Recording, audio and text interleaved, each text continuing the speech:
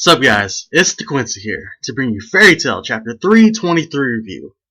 Now, it's Monday, and this chapter review should have been done sooner, but I was busy this weekend, so, what the hell, I might as well do it now, right?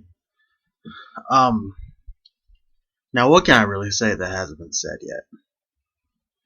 Right, for starters, this chapter was a lot better than last week's chapter, alright?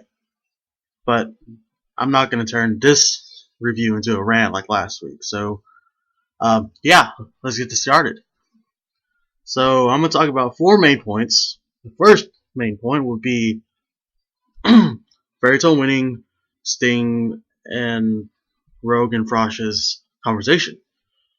2 would be Natsu and Company versus the Fodder, Knights and the Executioners. Or the Fodder Executioners, if you want to call it that. The third part,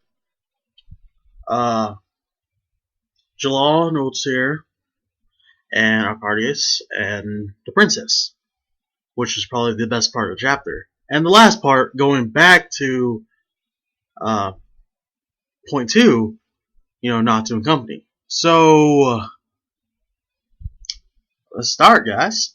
Alright, so, part 1. Fairy Tail winning, they're celebrating, they're having fun. That's fine.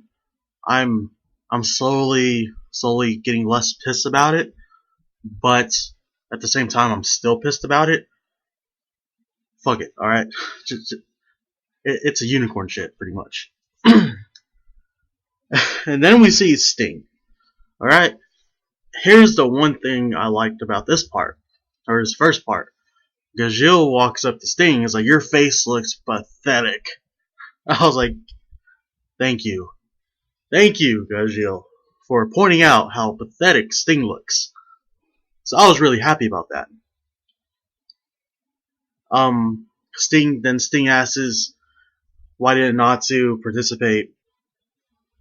Then Gray, I think it was Gray, looked up to the castle and he was like, I hope you're safe, Natsu and Lucy. But then he completely forgot about Wendy, Panther Lily, and Mira Jane. But Mira Jane can handle herself, and so can Panther Lily. So that part, that first part of topic 1, it gets an okay for Gajil's comment on Sting. The next part is Rogue and Frosh's conversation.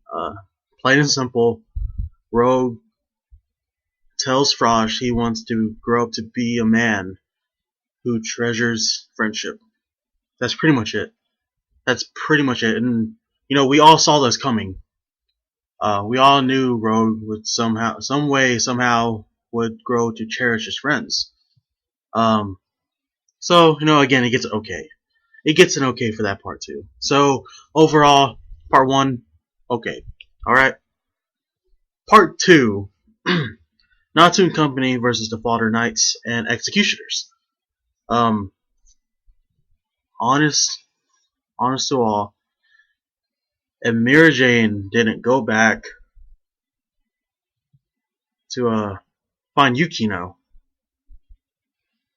the Fodder Knights wouldn't be pushing back Team Natsu or Natsu and Company back so much. Because it's Natsu, Wendy, and Loki the Knights are doing work on him, and so are the Executioners. They're doing work on him. Alright? And then when all hope failed, right?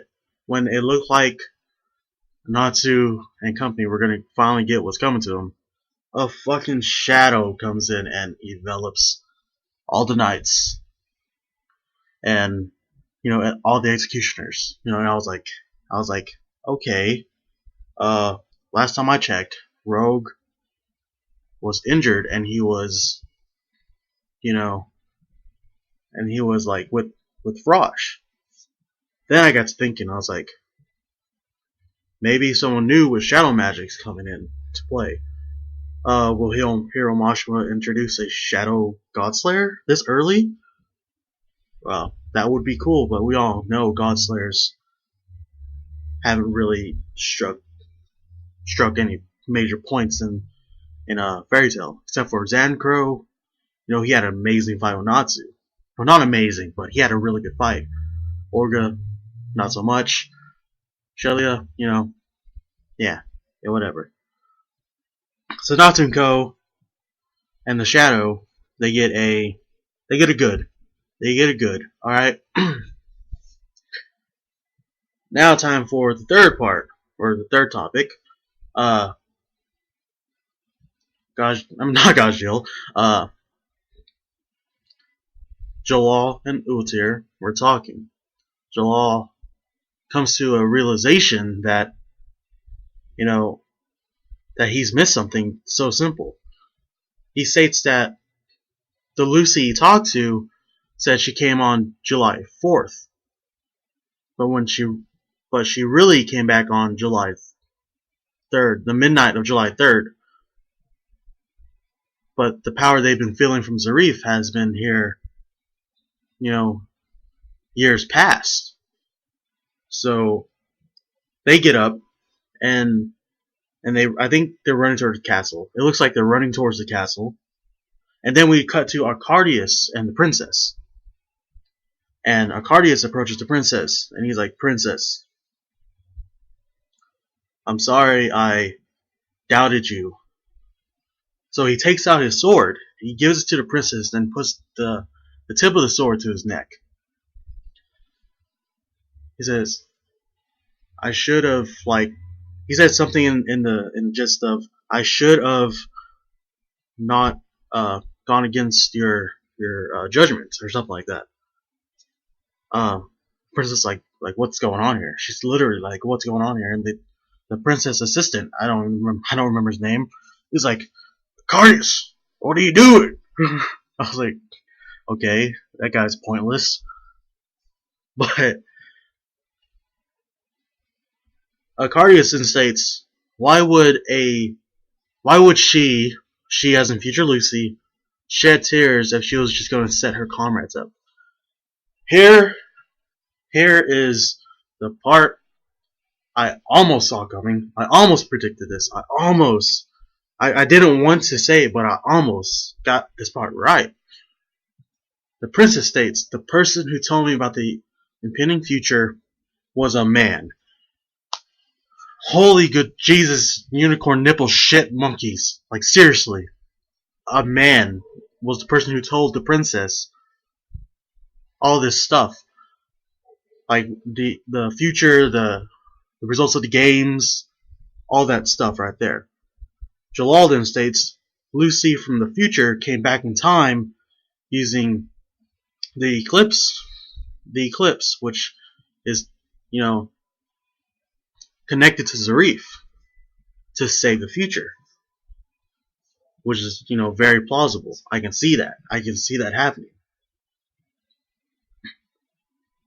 And then we go back to Natsu and Ko, which brings us to point 4. Natsu and Ko, they're standing there. They see a man.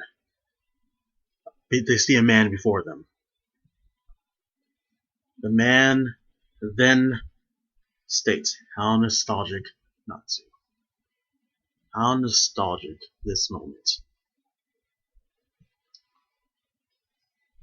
It goes to the man.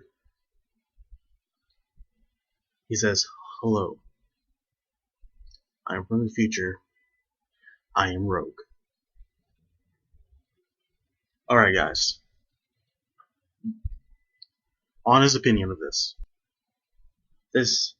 This Rogue can't be a few months ahead of it, like a few months from the future, like future Lucy now would be. You know, that's my guess of future Lucy's, like how far in the future she came back. A few months. This Rogue looks like the distant future. The future where Fairy Tail fails to defeat Zarif and I can't say him. say his name. I can't say his name. Tongue-tied. I'm sorry, guys. You know who I'm talking about. The badass dragon who went to Tenrojima Island, took a freaking unicorn nipple shit on Power of Friendship. Yeah, that dragon right there. The king of dragons. This rogue looks like the rogue from the future. Zarif, Akno, you know, Dragon King. Yeah, he looks like the rogue from that future. The thing here is, why in the blue nipple milk unicorn shit monkey tit twister does Rogue have half his hair? He has half his hair. He has his bangs, and then the other side he has long golden, like long golden hair, or you know, long white hair. You know, same difference. And I was just like, oh, okay, like, what the hell? Here's my quick theory on this, guys. Something's gonna happen to Rogue. Something traumatic's gonna happen to Rogue. The day the 10,000 dragons come. 1. Either Sting, Rufus, Orga, Minerva, you know, are all wiped out by the dragons, which, you know, sets Rogue off, because Rogue, even though he's never really said it, I do believe he thinks, other than Sting, you know, I do believe he thinks Orga, Rufus, and Minerva are like really close comrades of him. You know, he cherishes them, even though Minerva's a little sadistic. Orga, you know, Orga's Orga, and Rufus, well, Rufus is Rufus. Either they get wiped out, and that sets him off, and he unlocks his true power.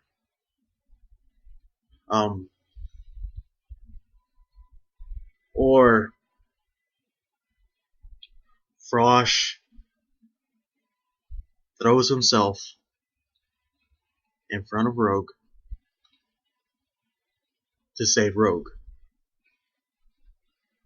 which this will set Rogue off. I can see this more than the other one, but Frosh killing himself to set Rogue off, or Frosh sacrificing himself as a shield to set Rogue off, is the thing I see the most likely to happen. But to explain the hair, I can't see that. But to explain the new power, the amazing power boosts Rogue has gotten, Frosh. Rogue's closest pal, Frosh. I hate to say it, but, you know it's so hard for Hiro Mashima to kill off a character, even a cat, but I can see this happening. Even after all those other people who should have died, I can see this very part happening. But I should get this into another video. So, overall, the chapter was a good chapter. A rating out of 5 stars, I'll give it a 2 stars. 2 stars. Last week, a rating out of 5 stars, it would have been like a negative, like 10 trillion. Negative 10 trillion for last week. This week, positive 2. So that's an improvement. Anyways, guys, this is DeQuincy. I'm signing off. So adios, otakus. See you next time.